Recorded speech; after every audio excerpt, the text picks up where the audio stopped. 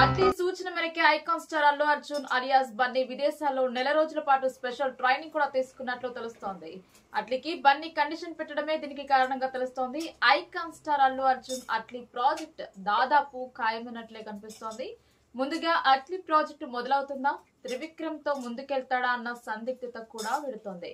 ముందుగా బన్నీ అట్లీ చిత్రాన్ని పట్టాలెక్కిస్తారని ఆయన సన్నిహిత వర్గాల నుంచి వినిపిస్తోంది. అట్లీ సూచన మేరకే బన్నీ విదేశాల్లో నెల రోజుల పాటు స్పెషల్ ట్రైనింగ్ కూడా తీసుకున్నట్లు తెలుస్తోంది అని సినీ వర్గాల బోగట్ట. జవాన్ రిలీజ్ అయిన దగ్గర నుంచి అట్లీ బన్నీ ప్రాజెక్టు మీదనే పనిచేస్తున్నాడని, మధ్యలో వచ్చిన కథనాలన్నీ అవాస్తవమని బన్నీ సన్నిహితుల నుంచి వినిపిస్తోంది. ఈ చిత్రాన్ని సన్ పిక్చర్స్ నిర్మించడంపై కూడా బలమైన సమాచారం ఉంది. ఈ నేపథ్యంలో మరో ఇంట్రెస్టింగ్ విషయం కూడా లీక్ అయింది. అట్లీకి బన్నీ ఓ కండిషన్ పెట్టాడట. ఎట్టి పరిస్థితుల్లో ఏడాదిలోగా సినిమా పూర్తి చేయాలని కండిషన్ పెట్టాడట.